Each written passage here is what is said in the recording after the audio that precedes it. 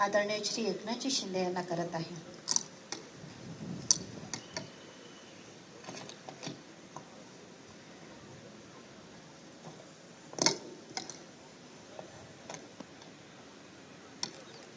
मंगल देशा, पवित्र देशा, महाराष्ट्र देशा, प्रणाम घ्यावा माझा हा श्री महाराष्ट्र देशा.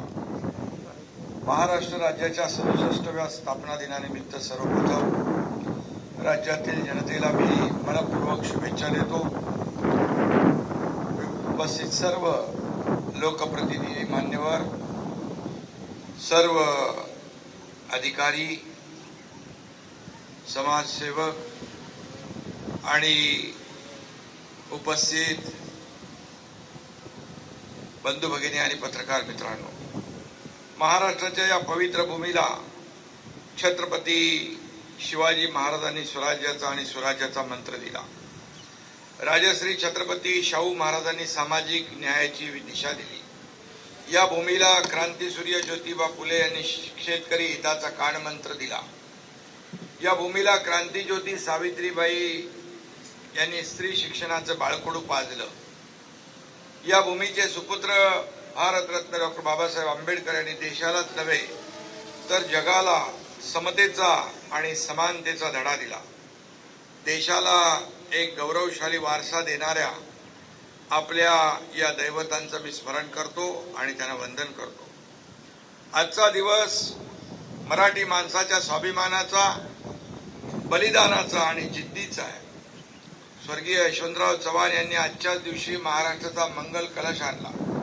महाराष्ट्राच्या या पवित्र भूमीला आजच्याच दिवशी अधिकृतरित्या महाराष्ट्राचं नाव मिळालं. एस.एम. जोशी, आचार्य अत्रे, केशवराव जेजे, सेनापती बापट, नाना पाटील, श्रीपाद, अमृत डांगे, लोकशाहीर अण्णाभाऊ साठे असे अनेकांच्या लढ्यातून आणि संघर्षातून महाराष्ट्राची निर्मिती झाली. सर्व महापुरुषांनाही माझा आदरपूर्वक प्रणाम. महाराष्ट्राच्या निर्मितीला विरोध करणाऱ्या नराधमांच्या गोळ्यांना बळी पडलेल्या संयुक्त महाराष्ट्र चळवळीतील सर्व हुतात्म्यांना देखील मी विनम्र अभिवादन करतो, त्यांचं स्मरण करतो. आज आंतरराष्ट्रीय कामगार दिन देखील आहे. महाराष्ट्राच्या आणि देशाच्या उभारणीमध्ये कामगारांचं बहुमोल योगदान आहे. जिथे कष्टाला मान आहे तिथेच महाराष्ट्र महान आहे. ज्यांच्या घामातून हा महाराष्ट्र उभा झाला त्या लाडक्या कामगार बांधवांनाही कोटी कोटी शुभेच्छा देतो. आजच्या उत्कृष्ट जे काही संचलन होत आहे या सोहळ्यामध्ये सहभागी झालेल्या सर्व दलांच्या जवानांचं मी अभिनंदन करतो. आज आपल्याला देशाचं जे काही प्रगती आहे आणि आपला महाराष्ट्र देशाचं मॅन्युफॅक्चरिंग हब म्हणून ओळखलं जातो. सर्वाधिक थेट परकीय गुंतवणूक महाराष्ट्रात येते. समृद्धी महामार्ग, मेट्रोचं जाळं आणि पायाभूत सुविधांच्या माध्यमातून मुंबई पुणे मिसिंग लिंक सारखा चमत्कार आपण घडवून आणला. आज त्याचं दुपारी लोकार्पण देखील आहे. कर्जमाफीचं आश्वासन पूर्ण केल्यामुळे शेतकऱ्यांना खऱ्या अर्थानं हे राज्य आपलं आहे असली भावना त्यांच्या मनामध्ये निर्माण करण्यात आली. बदलते ऋतू, बदलते हवामान यांच्याशी लढताना शासन शेतकऱ्यांच्या पाठीशी ठामपणे उभा आहे. मुख्यमंत्री लाडकी बहीण योजनेमुळे आत्मविश्वास वाढलेल्या माझ्या अनेक लाडक्या बहिणी आता स्वतःचे छोटे छोटे गृह उद्योग करू लागले, व्यवसाय करू लागले. त्यातून कुटुंबाची, गावाची आणि राज्याची आर्थिक भरभराट होती आहे. समाजातील प्रत्येक घटकाच्या प्रगतीसाठी महायुती सरकार कटिबद्ध आहे. त्यामुळेच आपण पाहिलं गेल्या अनेक निवडणुकांमध्ये महाराष्ट्रातली जनता महायुतीच्या पाठीशी उभी राहिली आणि आज आपण या ठिकाणी आपला आजचा विकास जर जो आहे तो कायम राहिला तर पुढील 2 ते 3 वर्षात आपण UAE आणि सिंगापूरच्या अर्थव्यवस्थेला देखील मागे टाकू शकतो. आपण देशातील पहिली $1 ट्रिलियन ची अर्थव्यवस्था महाराष्ट्राचीच होईल असा ठाम विश्वास देखील या ठिकाणी व्यक्त करतो. परंतु एखादं राज्य म्हणजे काही केवळ आर्थिक औद्योगिक प्रगती नव्हे. गेल्या 3.5 वर्षामध्ये महायुतीच्या सरकारने राज्याला सांस्कृतिक दृष्ट्या एक चेहरा दिला. मराठी भाषेचा गौरव वाढवण्याचा, मराठी भाषेला ज्ञानभाषा करण्याचा संकल्प केला। मराठीवर प्रेम करणाऱ्या सगळ्यांची जबाबदारी आता वाढली आहे। छोट्या छोट्या प्रयत्नातून यशाचा महासागर तयार होतो। मराठीचा हा महासागर आपल्याला तयार करायचा आहे। मराठीचा झेंडा 7 समुद्रापलीकडे आपल्याला फडकवायचा आहे। आणि म्हणून पालकमंत्री म्हणून मी दरवर्षी या ठिकाणी ध्वजारोहण करीत असतो। प्रत्येक वेळी ठाणे जिल्ह्याच्या विकासाचा आलेख उंचावत असताना पाहून समाधान आणि आनंद वाटतो।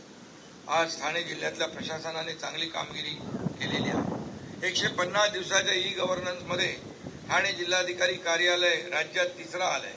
ई ऑफिसमुळे 100% कामकाज डिजिटल झालंय। ठाणे महापालिका, उल्हासनगर महापालिका, ठाणे जिल्हा परिषद यांचा सुद्धा या बाबतीत गौरव झालेला आहे। आपलं सरकार सेवा केंद्राने जिल्ह्यातल्या 431 ग्रामपंचायती जोडल्या गेल्या। एकूण 1000 पेक्षा अधिक सेवा नागरिकांना दिल्या जात आहेत। आतापर्यंत 5500 पेक्षा जास्त घरपोच सेवा नागरिकांना मिळालेल्या आहेत। छत्रपती शिवाजी महाराजस्व अभियानात 58,000हून अधिक नागरिकांना दाखले व सेवा उपलब्ध करून दिल्या। ग्रामविकासात माझी वसुंधरा अभियानात ठाणे जिल्ह्याला राज्यात द्वितीय क्रमांक मिळाला। समृद्ध पंचायत राज अभियानामुळे गावामध्ये रस्ते, सौर दिवे, CCTV, आरोग्य शिबिर अशा अनेक सुविधा उभ्या राहिलेल्या आहेत आणि त्या नागरिकांना मिळत आहेत। ठाणे जिल्हा शेतीच्या बाबतीत सुद्धा नवनवीन उपक्रम आखतो आहे। प्रगत शेतकरी आपल्या ठाणे जिल्ह्यात पाहायला मिळतो। यावेळी विविध योजनांमधून 46 शेतकऱ्यांना नवीन विहिरी देण्यात आल्या। आधुनिक शेती पद्धती आणि पारंपरिक बियाणांचं संवर्धन यामुळे उत्पादन आणि उत्पन्न वाढत आहे। माझं गाव आरोग्य संपन्न गाव या अभियानाची देखील चांगली सुरुवात या ठिकाणी आपण पाहतोय। सुमारे 1,500 रुग्णांना घरपोच सेवा या ठिकाणी आपण दिली जाते। सिकलसेल अभियानात 6 लाख तपासण्या केल्या आहेत। सर्वात महत्वाचं म्हणजे HPV लसीकरण करून हजारो मुलींना कर्करोगापासून वाचवण्याचं काम या ठिकाणी संरक्षण देण्याचं काम सुरू आहे। आजपासून आरोग्य विभाग डायलिसिस योजना राबवत आहे। 12 डायलिसिस केंद्र सुरू केली जाणार आहेत। एक केंद्र बदलापूरला असेल। शिक्षण क्षेत्रात मिशन भरारीमध्ये नुकतेच ठाणे जिल्ह्यातले 59 विद्यार्थी इस्रोला रवाना झाले। ही देखील आपल्यासाठी अभिमानाची बाब आहे। पिंक रूम उपक्रमातून मुलींसाठी सुरक्षित शैक्षणिक वातावरण निर्माण होते। कौशल्य विकास युवा प्रशिक्षण योजना या योजनांचा फायदा मोठ्या प्रमाणावर युवकांना होतोय। ठाणे जिल्ह्यातले खेळाडू सुद्धा सगळीकडे चांगली कामगिरी करताय। त्यांच्या टॅलेंटला देखील आपण प्रोत्साहन देतोय। आपण क्रीडा संस्कृती जोपासणाऱ्या 9 शाळांना प्रोत्साहन अनुदान सुद्धा दिलंय। मिशन लक्षवेध या खेळाडूंना खूप उपयोगी ठरत आहे। ठाणे जिल्ह्यातल्या सर्वच महापालिका आता नव्या उत्साहाने, नव्या दमाने या ठिकाणी कामाला लागलेल्या आहेत। विशेषतः स्वच्छता, आरोग्य, पाणी, रस्ते आणि अशा नागरी सुविधांकडे त्या लक्ष देत आहेत। नवी मुंबई पालिकेने प्रथम क्रमांकाचा राष्ट्रीय जल पुरस्कार पटकावला। आज आपल्याला माहिती आहे देशात जनगणना सुरू झाली आहे। ही देशातली पहिली डिजिटल जनगणना आहे। 16 मे पासून पहिल्या टप्प्यात प्रगणक आपल्या घरांना भेटी देतील। त्याला सहकार्य करा असं आवाहन, विनंती देखील मी या निमित्तानं करतोय। नागरिकांना स्वतः सुद्धा ऑनलाईन पोर्टलवरून माहिती भरता येईल। प्रशासन आणि सरकार त्यांच्या जबाबदाऱ्या पार पाडीलच। ठाणेकर नागरिक जागरूक आहेत। ते आपलं कर्तव्य एक जबाबदार नागरिक म्हणून पार पाडतील याचा मला विश्वास आहे। गेल्या 1.5 वर्षापासून आपण सगळे ठाणे परिसरामध्ये चाललेल्या विविध विकास कामांचे साक्षीदार आहोत। ठाणे मेट्रो असेल, ठाणे बोरिवली टनेल असेल, फ्रीवेचा ठाण्यापर्यंत विस्तार असेल किंवा मीरा भाईंदरला सुरू झालेली जिल्ह्यातली पहिली मेट्रो असेल। ठाणे विकासाच्या बाबतीमध्ये बुलेट ट्रेनच्या वेगाने धावतोय याचा आनंद आहे। वडाळा घाटकोपर ठाणे मीरा भाईंदरचा मेट्रो लूप तयार होतोय। ठाणे भिवंडी कल्याण अंबरनाथ तळोजा मार्गे दुसरा लूप नवी मुंबईशी जोडला जातोय। MMR मधल्या 337 किलोमीटर मेट्रो नेटवर्कमुळे प्रवासाचा वेळ मोठ्या प्रमाणात नागरिकांना देखील अतिशय त्याचा फायदा होईल। ठाण्यात आपण अंतर्गत मेट्रो देखील करतोय। ही मेट्रो मुख्य मेट्रोला जोडली जाईल। मुंबई आणि ठाणे शहरामध्ये आपण पॉड टॅक्सीचा देखील नवीन उपक्रम हाती घेतलाय। त्याचा शुभारंभ देखील झालाय। आदरणीय देशाचे प्रधानमंत्री नरेंद्र मोदीजी यांनी एका बैठकीमध्ये सुतोवाच केलं होतं। आणि त्याची अंमलबजावणी देखील पॉट टॅक्सीच्या माध्यमातून आपण करतोय। या ठिकाणी रुंद रस्ते, मेट्रो, पॉट टॅक्सीमुळे प्रवास अतिशय सुकर होणार आहे। ठाणे शहराची वाहतूक कोंडी कमी करण्यासाठी कोस्टल रोडचं काम युद्ध पातळीवर वेगाने सुरू आहे। हा मार्ग ठाणे शहराच्या बाहेरून जाणार आहे, त्यामुळे ठाणेकरांची वाहतूक कोंडीतून मुक्तता होईल। सर्वसामान्यांना परवडेल अशा दरात घरं देण्याची जबाबदारी आहे। परवडणारी घरं ही आमची प्रायोरिटी आहे। ठाण्यात क्लस्टरच्या कामांना सुरू झालेली आहे। मुंबईप्रमाणे ठाणे सुद्धा झोपडपट्टी मुक्त करायचं आहे। विकास होत राहील, मात्र पर्यावरणाचं संरक्षण देखील तितकंच महत्त्वाचं आहे। ठाणे शहरात हरित पट्टी जास्त आहे, त्यामुळे ठाणे शहराचं तापमान इतर शहराच्या तुलनेत कमी असतं। त्यामुळे ठाणे महापालिका, जिल्हाधिकारी आणि इतर महापालिकांना दरवर्षी 1 लाख वृक्ष लागवडीच्या सूचना दिलेल्या आहेत। परवाच आम्ही मंत्रिमंडळामध्ये मोठा निर्णय घेतला। राज्यात 2047 पर्यंत 300 कोटी वृक्ष लागवड करण्याची मोठी मोहीम, मोठं अभियान या ठिकाणी उचललेलं आहे आणि या ठाणे जिल्हा यात निश्चितच या वृक्ष लागवडीमध्ये अग्रेसर असेल असा मला विश्वास आहे। जिल्ह्यातल्या महत्त्वाच्या अशा काळू धरणाच्या कामाला देखील वेग देण्याचे निर्देश आम्ही दिलेले आहेत। त्यासाठी जवळपास 450 कोटी रुपये आपण MMRDAच्या माध्यमातून इरिगेशन डिपार्टमेंटकडे वर्ग केलेले आहे। यासाठी शेतकऱ्यांना आम्ही भूसंपादनाच्या बाबतीत विश्वासात घेतलंय, त्यांचे सहकार्य अवश्य मिळतंय। अल निनोच्या प्रभावामुळे यंदा पाऊस कमी होईल असा हवामान खात्याच्या विभागाने अंदाज दिलाय, त्यामुळे आतापासूनच पाण्याचं योग्य नियोजन आपल्याला व्यवस्थित करण्याची आवश्यकता आहे। प्रशासनाला योग्य त्या सूचना दिल्या आहेत, पण पाणी बचत ही आपल्या सर्वांची जबाबदारी आहे आणि म्हणूनच त्या ठिकाणी जलयुक्त शिवारची कामं वेगाने पूर्ण करून जिल्ह्यातल्या शेतकऱ्यांना सर्वतोपरी मदत करण्याचे निर्देश कृषी विभागाला दिलेले आहेत। परवाच्या झालेल्या बैठकीमध्ये देखील पाण्याच्या साठे, पाणलोट क्षेत्र जे आहे ते अधिक विस्तारीकरण करणं, त्याचा साठा क्षमता वाढवणं याच्या देखील सूचना दिलेल्या। त्यामध्ये CSRच्या माध्यमातून देखील सहकार्य घेण्याच्या सूचना जिल्हाधिकाऱ्यांना मी दिलेल्या आहेत। म्हणून या ठिकाणी कृषी विभाग देखील चांगलं काम करतोय। ठाणे ही आपली कर्मभूमी आहे आणि मला या भूमीतून सामाजिक आणि राजकीय कार्याचे धडे मिळाले, पण आमचा अजेंडा राजकीय नाही तर विकासाचा अजेंडा आहे आणि म्हणून येणाऱ्या काळात ठाणे पॅटर्न देशासाठी आदर्श ठरेल अशा प्रकारचा विश्वास व्यक्त करतो।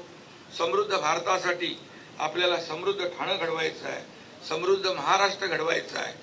या महाराष्ट्र दिनी आपण पुन्हा एकदा शपथ घेऊया। या राज्याला अधिक प्रगत, सुरक्षित आणि समृद्ध बनवण्यासाठी आपण सर्वजण एक दिलाने, एकजुटीने आणि भक्कमपणे आपण काम करत राहू। परवाच एक कविता वाचली, ती ऐकून मी आपल्या भाषणाचा समारोप या ठिकाणी करतो। मर्द रांगडा दख्खनी उभा दिसे पैलवान महाराष्ट्र, मर्द रांगडा दख्खनी उभा दिसे पैलवान महाराष्ट्र, जगी महान रत्नांची खान असा गुणवान महाराष्ट्र, गात अभंग ब्रह्म पांडुरंग जगी प्रज्ञावन महाराष्ट्र, वाजे संबळ नाचे लेजी नाळ टाळ मृदुंग महाराष्ट्र, देश संकटी धावतो रणी उभा सेवेशी महाराष्ट्र, पिढी संपती युगे लोटती तरी पुढे चाले महाराष्ट्र, असा आपला महाराष्ट्र आहे। आणि म्हणून याचा आज 1 मे महाराष्ट्र दिन आपण साजरा करतोय। सर्वांना पुन्हा एकदा महाराष्ट्र दिनाच्या मी खूप खूप शुभेच्छा देतो। सर्व अधिकारी, जिल्हाधिकारी, पोलीस आयुक्त, महापालिका आयुक्त, CO, जिल्हा परिषद, अतिरिक्त पोलीस आयुक्त ज्ञानेश्वर चव्हाण, ग्रामीण SP स्वामीजी, सर्व इकडे बसलेले लोकप्रतिनिधी, या सर्वांचं मी मनापासून या ठिकाणी महाराष्ट्र दिनानिमित्त स्वागत करतो, शुभेच्छा देतो आणि सर्व उपस्थित बांधव भगिनी यांना पुन्हा एकदा महाराष्ट्र दिनाच्या शुभेच्छा। धन्यवाद। जय हिंद, जय महाराष्ट्र। धन्यवाद माननीय मंत्री महोदय। यानंतर माननीय पालकमंत्री नामदार श्री एकनाथजी शिंदे व इतर मान्य